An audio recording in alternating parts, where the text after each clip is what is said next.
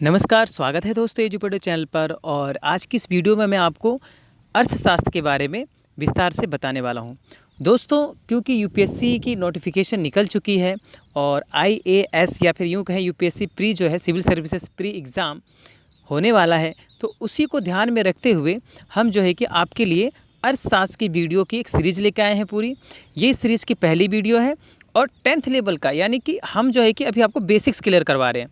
तो 10th level का जो है हमने स्टार्ट किया है और धीरे धीरे हम एक एक स्टेप फॉलो करते करते, आप सभी जानते हैं जितने भी लोग प्रिपरेशन कर रहे हैं कि ये एक बहुत ही लंबा टास्क होता है, बहुत ही हार्ड वर्क करना पड़ता है।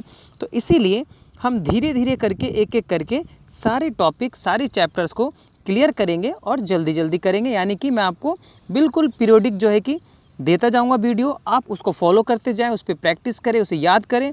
ये सिंपल बेसिक्स हैं, ठीक है, जो कि 10th के हैं। 10th क्लास 10th का फर्स्ट चैप्टर है अर्थशास्त्र का, और धीरे धीरे हम जो है कि सारे चैप्टर क्लियर करेंगे। ओके, तो चलिए शुरू करते हैं वीडियो को।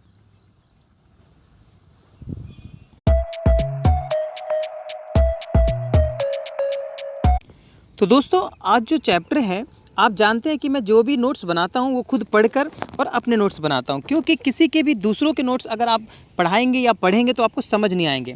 तो इसलिए मैं आपसे ये कहूँगा कि आप खुद के अपने नोट्स प्रिपेयर करें, ताकि आप इसमें बेहतर कर पाएँ और आपका जो माइंड है वो शार्प हो। क्योंकि जब आप खुद के नोट्स बनाते हो तो आपको बहुत कुछ सीखने को मिलता है। ओके, तो चलिए शुरू करते हैं। सबसे पहले चैप्टर का नाम यही है, ठीक है, आर्थिक विकास की समझ। ठीक है, चैप्टर का नाम क्या है? चैप्टर का नाम है आर्थिक विकास की समझ। और इसमें हम सबसे पहले ये पढ़ें कि आर्थिक विकास होता क्या है। ओके, यानी आर्थिक विकास किसे कहते हैं। तो आपको मैं बता दूं, अगर हम परिभाषा के तौर पे इसे समझें तो आर्थिक विकास आप सभी जानते हैं कि जो भी आप यानी कि जो भी आप वस्तु लेते हैं या देते हैं, आदान प्रदान करते हैं, एक्सचेंज करते हैं किसी भी ऑब्जेक्ट को, ठीक है, किसी पैसे के बदले में या ऑब्जेक्ट के बदले में, तो वो आर्थिक गतिविधि में आता है। तो अगर इसकी एक लाइन में परिभाषा हम ज्ञात करें तो क्या होगी कि देशों, क्षेत्रों या व्यक्तियों की आर्थिक समृद्धि में वृद्धि को ही आर्थिक विकास कहा जाता है। तो दोस्तों, यहाँ पे आपको ये समझना होगा कि कोई देश हो सकता है, क्षेत्र हो सकता है, या एक व्यक्तिगत व्यक्ति हो सकता है, यानी एक अकेला व्यक्ति हो सकता है। तो उसकी जो आर्थिक समृद्धि होती है उसी को, ठीक है, आर्थिक विकास कहा जाता है। ओके, जैसे आपने देखा होगा कि सुनने में आता है कि भारत या एशिया के जो देश हैं वो पिछड़े देश हैं, क्योंकि उनके आर्थिक विकास जो है बहुत धीमी गति से होता है या फिर बहुत पीछे चल रहे हैं आर्थिक विकास में। और वहीं पर अमेरिका है और यूरोप, पश्चिमी यूरोप के जो देश हैं, ठीक है, वो कुछ ज़्यादा आगे निकल गए हैं। उनके यहाँ पे हर प्रकार की व्यवस्था है, आर्थिक रूप से बहुत ही शक्तिशाली हैं।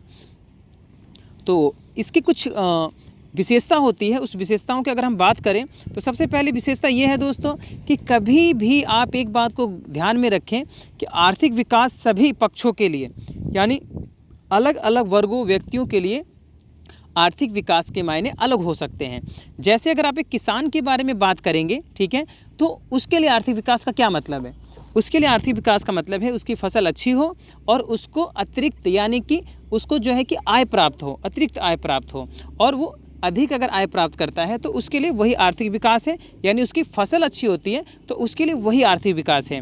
ओके, जबकि अगर हम बात करें उद्योगपतियों की, अगर हम किसी उद्योगपति की बात करें तो उसके लिए आर्थिक विकास क्या है? अगर बहुत बड़ा उद्योगपति है, राष्ट्रीय स्तर का या अंतर्राष्ट्रीय स्तर का, तो वो क्या करेगा कि वो बड़े बड़े बांध बनवाना चाहेगा, वो बड़े बड़े जो है कि हाइड्रो प्रोजेक्ट्स बनाना चालू करवाना चाहेगा, ताकि ज़्यादा से ज़्यादा एनर्जी मिल सके, ज़्यादा से ज़्यादा जो है कि इंडस्ट्रियलाइजेशन को, यानी कि उद्योगों को बढ़ावा मिल सके।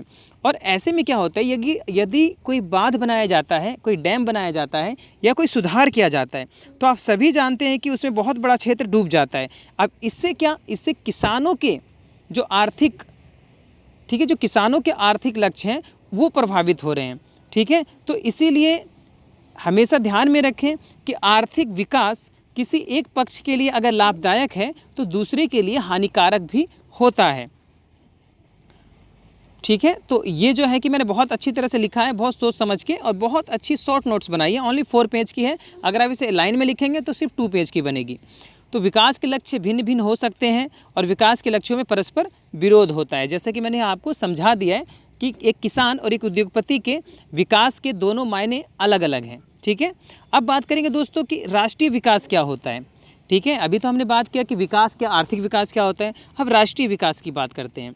तो परस्पर विरोधी यानी कि आपस में जो विरोधी लक्ष्य होते हैं उन सबको एक साथ, ठीक है ना, उन सबके लक्ष्यों का विकास करना जिसमें सभी वर्ग एवं व्यक्ति अधिक से अधिक समृद्ध हों।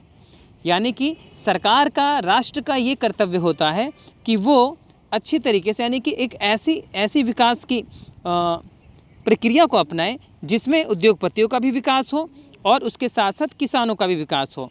तो इस प्रकार की प्रक्रिया को ही हम राष्ट्रीय विकास कहेंगे, जिसमें सभी पक्षों का विकास हो और कम से कम हानि हो। ठीक है।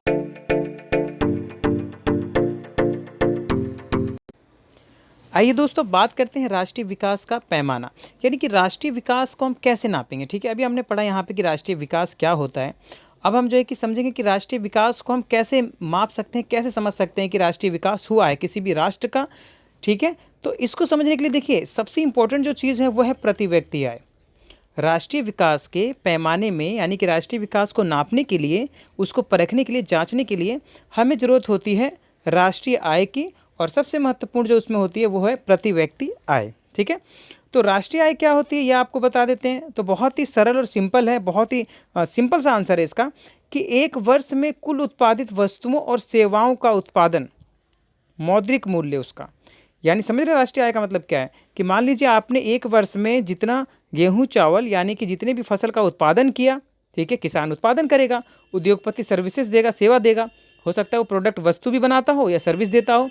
जैसे होटल में या परिवहन में, यानी कि ट्रांसपोर्ट में क्या होता है, आप किराया देते हैं और फिर चले जाते हैं अपने घर, यानी गाड़ी लेके तो नहीं जाते ना, एक जगह से दूसरी जगह जाने के लिए आप सेवा का इस्तेमाल करते हैं। ठीक है, और बदले में उसे मुद्रा, यानी मौद्रिक रूप में उसे मूल्य देते हैं आप। ठीक है, तो वही चीज़ है क्या, कि एक वर्ष में कुल वस्तु एवं सेवाओं के उत्पादन का मौद्रिक मूल्य कहलाता है राष्ट्रीय आय। ठीक है, कि राष्ट्रीय आय कितनी हुई पूरे राष्ट्र की। और राष्ट्रीय आय में जो महत्वपूर्ण घटक है वो है प्रति व्यक्ति आय। ठीक है, अब प्रति व्यक्ति आय को हम कभी कभी क्या कहते हैं, औसत आय भी कहते हैं। ठीक है, पहले इसे समझेंगे फिर हम इस वाले टॉपिक पे आते हैं। तो प्रति व्यक्ति आय को हम क्या कहते हैं, औसत आय भी कहते हैं। इसको ध्यान में रखिएगा, कभी कभी बहुत ज़्यादा मैं देखता हूँ कन्फ्यूजन हो जाती है बच्चों में, कि औसत आय की कुछ और परिभाषा लिखने लग जाते हैं, प्रति व्यक्ति आय की कुछ और। पर कैपिटा इनकम ही, यानी कि इसे इंग्लिश में कहेंगे क्या, पर कैपिटा इनकम।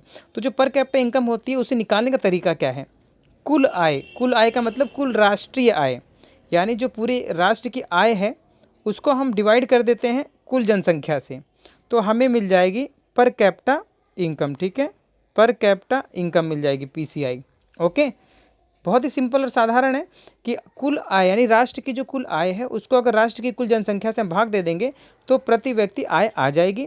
और सबसे इम्पोर्टेंट जो बहुत सारी गवर्नमेंट एग्जाम से पूछा जाता है कि भाई जो पर कैपिटा इनकम है, यानी जो प्रति व्यक्ति आय है या राष्ट्रीय आय है, उसकी घोषणा कौन करता है, तो उसकी घोषणा करती है केंद्रीय सांख्यिकी संगठन, यानी सीएसओ करता है, सेंट्रल स्टैटिस्टिक्स ऑर्गेनाइजेशन। ठीक है, ये जो है आपकी प्रति व्यक्ति आय और राष्ट्रीय आय की घोषणा करता है। आपको बता दूं कि सन 2014 में लगभग 6,000, यानी कि 67,000, ठीक है, सन 2014 में लगभग 67,000 थी प्रति व्यक्ति आय हमारे देश की। ठीक है, और सन 2018-19 में ये पहुंच गई है 1,12,835 तक। ठीक है, इस मार्च के, यानी 2019 के मार्च के अंत तक ये पहुंच गई है 1,12,835।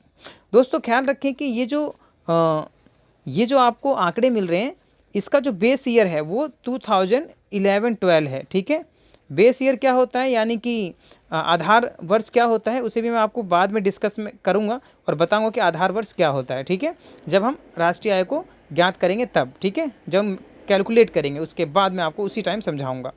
तो अभी आपको समझ में आ गया कि प्रति व्यक्ति आय भारत में कितनी है, 2014 में कितनी थी, 2018-19 में कितनी है। ओके, अब हम बात करेंगे सकल घरेलू उत्पाद यानी जीडीपी की। आपको पता है कि राष्ट्रीय आय जो होती है वो वस्तुओं और सेवाओं के उत्पादन के मौद्रिक मूल्य से नापी जाती है। तो जो उत्पादन होता है पूरे राष्ट्र में, चाहे वो सेवाओं का हो यानी सर्विसेज का हो, चाहे वो प्रोडक्ट का हो यानी कि वस्तुओं का हो, तो उसे हम सकल घरेलू उत्पाद कहते हैं। यानी कि एक देश के भीतर, ठीक है, जीडीपी यानी कि ग्रॉस डोमेस्टिक प्रोडक्ट, इसे हम कहेंगे क्या, जीडीपी।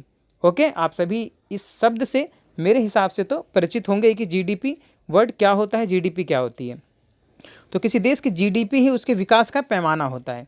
तो किसी देश की सीमा के अंदर एक वर्ष में उत्पादित समस्त वस्तुओं एवं सेवाओं के बाजार या मौद्रिक मूल्य की सकल घरेलू उत्पादन कहा जाता है। यानी जो मौद्रिक मूल्य होता है उसका, यानी कि पैसे में उसका जो मूल्य होगा, करेंसी में जो उसका मूल्य होगा, मुद्रा में जो उसका मूल्य होगा, उसी को कहा जाएगा जीडीपी। ठीक है, क्या कहा जाएगा? जीडीपी, यानी कि सकल घरेलू उत्पाद। ओके, तो आइए बात करेंगे कुछ ऐसे जो है बातों की, ऐसे टॉपिक्स की जिसमें हमें कुछ आंकड़े मिलने वाले हैं। ठीक है, तो यहाँ पर देखिए, विश्व बैंक की रिपोर्ट 2006 की रिपोर्ट के अकॉर्डिंग, यानी 2006 के रिपोर्ट के अनुसार जो समृद्धशाली देश थे उसमें जो प्रति व्यक्ति आय है वो 4,53,000 से अधिक है। ठीक है, ये जो है ना विश्व बैंक के तहत जो है कि वर्गीकृत किया जाता है, इसका वर्गीकरण किया जाता है कि कौन विकसित देश होंगे, कौन विकासशील देश होंगे, कौन से बिल्कुल अल्प विकसित हैं या अविकसित हैं। ठीक है, तो समृद्ध देश वो देश होते हैं जो विकसित हैं पूर्ण रूप से, और वहाँ पर कैपिटा इनकम यानी प्रति व्यक्ति जो आय होती है वो 4,53,000 से अधिक होती है। दूसरी ओर निम्न आय वाले जो देश होते हैं उसमें 37,000 से कम होती है, जो सैलरी है 37,000 रुपये से कम है। ठीक है, और वहीं पर मध्य आय वाले जो देश हैं उसमें 37,000 से लेकर 4,53,000 रुपये तक उनकी सैलरी यानी कि पर कैपिटा इनकम होती है एक वर्ष की। ठीक है, इसको ध्यान रखिएगा, पर कैपिटा इनकम एक वर्ष में निकाली जाती है। तो ये तो विश्व बैंक की रिपोर्ट थी, वो भी 2006 की। ठीक है, आइए बात करेंगे आय और मापदंड की। यानी किसी भी देश की जो आय है, किसी भी व्यक्ति की जो आय है वो कुछ कारकों पर निर्भर करती है, वो कुछ ऐसे मापदंडों पर निर्भर करती है जिससे जीवन का प्रभाव, मतलब जिससे आर्थिक आधार पर, यानी यूँ कहें कि आर्थिक अर्थव्यवस्था पर प्रभाव पड़ता है, देश की अर्थव्यवस्था पे भी और परिवार की अर्थव्यवस्था पे भी।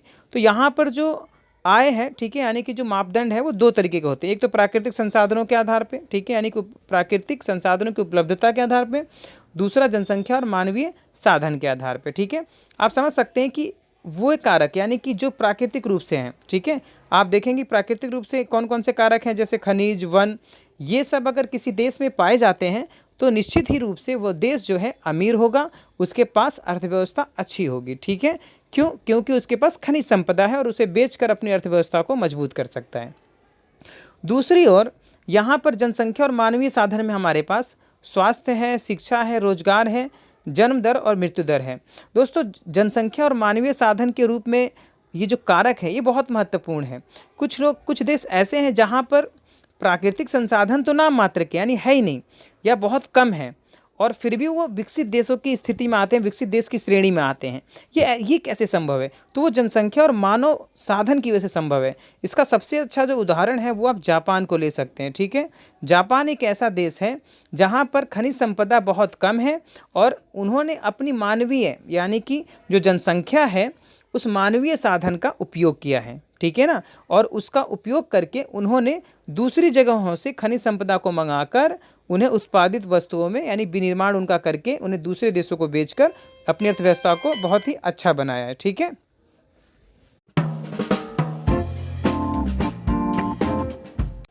तो दोस्तों इसमें अन्य कारक जो महत्वपूर्ण है वो है स्वास्थ्य, शिक्षा, रोजगार, जन्म दर और मृत्यु दर में संतुलन। देखिए, अगर प्रति व्यक्ति आय को हमें उच्च रखना है और राष्ट्रीय विकास के जो लक्ष्य हैं उसको हासिल करना है तो किसी भी देश को, राष्ट्र को स्वास्थ्य में, शिक्षा में सुधार करना होगा और इनकी गुणवत्ता को उच्चतम स्तर पर बनाए रखना होगा। इसके साथ ही नित्य नए अवसर उत्पन्न करने होंगे रोजगार के, जिससे कि बेरोजगारी पर लगाम लगाई जा सके। और जन्म दर तथा मृत्यु दर में भी नियंत्रण या यूँ कहें संतुलन बहुत आवश्यक है। क्यों? क्योंकि अगर जन्म दर अधिक होगी तो देश की जनसंख्या बढ़ेगी, जिससे संसाधनों का अधिक उपभोग होगा और इससे अर्थव्यवस्था में कमी आएगी। वहीं पर अगर मृत्यु दर में कमी आती है तो इससे भी जो है कि जनसंख्या अधिक हो सकती है। तो इसलिए जन्म दर और मृत्यु दर में संतुलन होना चाहिए कि जितने लोग जन्म ले उतने ही लगभग या फिर उससे थोड़े कम मर जाएं। ठीक है, यानी कि मृत्यु हो जाए, जिससे कि अर्थव्यवस्था में गतिशीलता बनी रहेगी और नित्य नए लोगों का, ठीक है ना। देखिए, ऐसा होता है कि अगर बहुत लंबे समय तक अगर लोग बने हुए हैं और वहाँ पे जन्म दर कम है तो इससे क्या होगा कि वहाँ पे बूढ़े लोगों की संख्या अधिक हो जाएगी, जिससे देश की अर्थव्यवस्था पर फर्क पड़ता है, यानी कार्यकुशल लोगों की कमी हो जाती है। ओके, आई होप कि आपको ये अंडरस्टैंड हो गया होगा, समझ में आ गया होगा अच्छी तरीके से। अब हम बात करेंगे बहुत ही इंपॉर्टेंट टॉपिक जिसका नाम है HDI, ह्यूमन डेवलपमेंट इंडेक्स। दोस्तों, मानव विकास सूचकांक UNDP के द्वारा यानी यूनाइटेड नेशंस डेवलपमेंट प्रोग्राम के द्वारा जारी किया जाता है। और ये यूएनडीपी इसे हर वर्ष, ठीक है, जारी करती है। और ये सबसे ज़्यादा महत्वपूर्ण चीज़ हो जाती है विकास का पता लगाने में। अगर हमें किसी देश की अर्थव्यवस्था को सही से समझना है तो यूएनडीपी की रिपोर्ट उसमें बहुत ही महत्वपूर्ण भूमिका निभाती है। ऐसा इसलिए क्योंकि जैसे मैंने भी आपको बताया ना ऊपर, वहाँ पर यानी यूएनडीपी एचडीआई में आपकी किसी भी देश के स्वास्थ्य, शिक्षा, रोजगार, जन्म दर, मृत्यु दर, इसके साथ ही वहाँ का सामाजिक माहौल कैसा है, यानी सामाजिक वातावरण और स्वतंत्रता यानी कि अभिव्यक्ति की आज़ादी, हर चीज़ को देखता है, परखता है। और कितना भ्रष्टाचार है, यानी हर प्रकार की चीज़ों को, हर परिप्रेक्ष्य को, हर पहलू को परखने के बाद ही ह्यूमन डेवलपमेंट यानी यूएनडीपी ह्यूमन डेवलपमेंट इंडेक्स जारी करता है। तो इसमें आपको मैं बता दूं मुख्य रूप से ये है क्या। तो एक प्रकार का सूचकांक है जिसका उपयोग देशों के मानव विकास के आधार पर देशों को विकसित, विकासशील अथवा अविकसित वर्ग में रखने के लिए किया जाता है। ठीक है, यानी अगर कोई देश विकसित है तो बहुत ही सिंपल है कि वो हाई स्तर पे होगा हर चीज़ में, यानी कि हर परिप्रेक्ष्य में, हर लक्ष्य में उसने महारत हासिल की होगी, उसने जो है कि अपने लक्ष्य को पूरा किया होगा।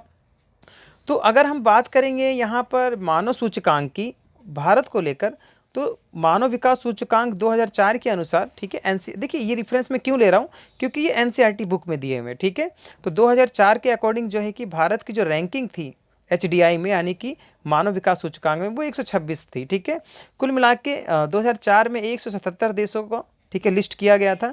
यानी 177 देशों में भारत की जो रैंकिंग थी वो थी 126। वहीं 2018 में कुल जो सदस्यों की संख्या थी वो 189 थी। ठीक है, तो 189 सदस्यों में भारत का जो स्थान है वो 30वां है, 130वां। ठीक है, यानी कि 2004 में 177 देशों में वो 126वें नंबर पे था, 2018 में वो 130वें स्थान पर है।